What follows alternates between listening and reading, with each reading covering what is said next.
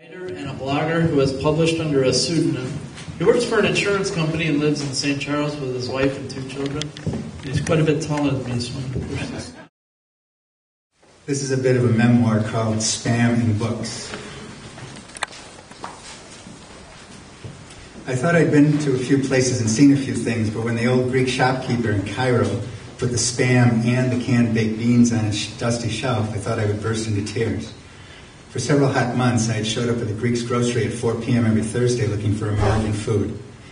It wasn't that I was starving. Egyptian food was very good with lots of delicious fruits and vegetables grown in the rich African mud of the Nile. But it was lamb almost every night with only the odd bit of camel thrown in on special occasions. I was starving for American food, anything. The Greek had the only store in Cairo in 1976 that sold imported foods, but there was no telling what he would import from week to week. For months it had been Marmite and berries tea and little tins of God knows what from Germany. I had told the friend I was staying with that I was almost ready to eat a Brillo pad as long as it came from the States, and here was spam and beans both showing up on the same day. Don't get me wrong. At home, I could only just tolerate the occasional plate of beans, and as for spam, it was more like a dare than a meal. But now I knew I was going to have a spam and beans party, and I knew that people would come to it. Lots of people. Spam cans still open with a key in those days, and the first turn of that key in my friend's kitchen table was like the first turn of a Q-tip in an itchy ear. As I slid the meat byproduct out of its jewel case and saw the fat, or whatever that was, glistening in the light, I wanted to cram the whole thing into my mouth. But I knew my friend was watching, and I assumed he wanted to do the same thing. The beans were already happily bubbling away on the stove, and it took great self-discipline for me to wait for the guests, but it was one of the best meals that I ever ate. 6 years later, and I'm living in Japan. I've been there for a year as a graduate student. I've studied Japanese for 4 years, so I can now speak it about as well as a 4-year-old. The articles my professor assigns to me to read every night are college level, and trying to translate them is like hitting myself in the face with a hammer.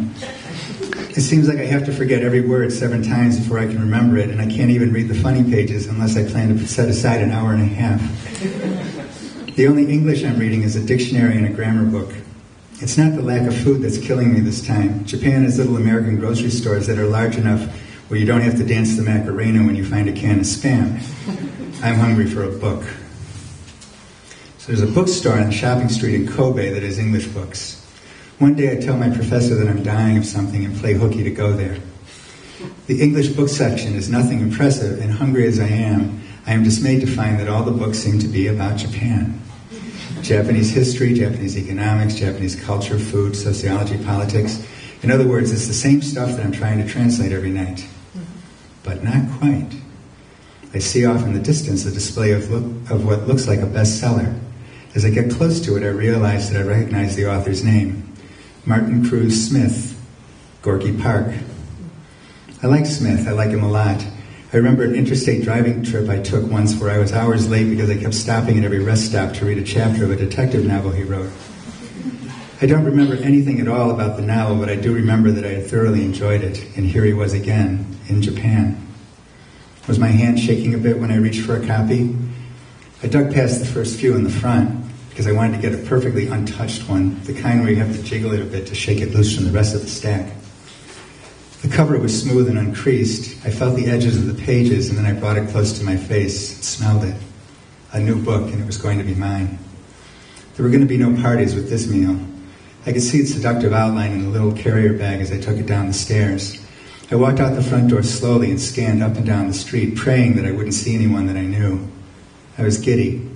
Part of me wanted to crack the book open on the spot, but maybe Japan had done something to me, for I decided to endure the sweet suffering while I searched for the perfect spot to read it. I needed solitude. A park would be too public, and the last thing I needed was to run into a chatty friend. A restaurant would have well-meaning but curious waiters interrupting me.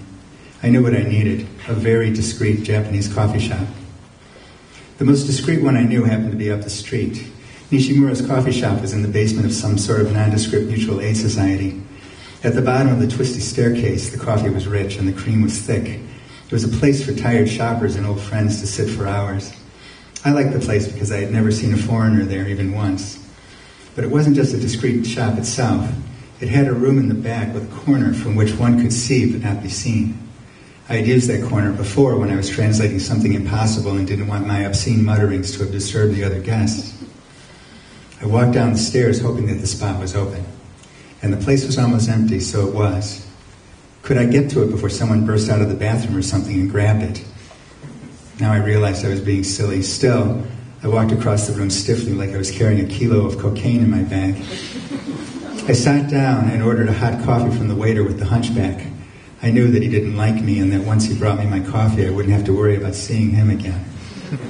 Then I was alone with the book. I put the bag on the table and felt its form through the plastic. I was a bit ashamed of myself, like I was having a rendezvous with a lover. I took it out and stared at it for a moment. I know you take place in Russia, I thought, and that's all I know. But I knew we were about to spend some beautiful moments together. The waiter plopped down my coffee with a grunt. I nodded at him, and when he was well away, I took the book and opened it with a delicious little crackle. And then we were off.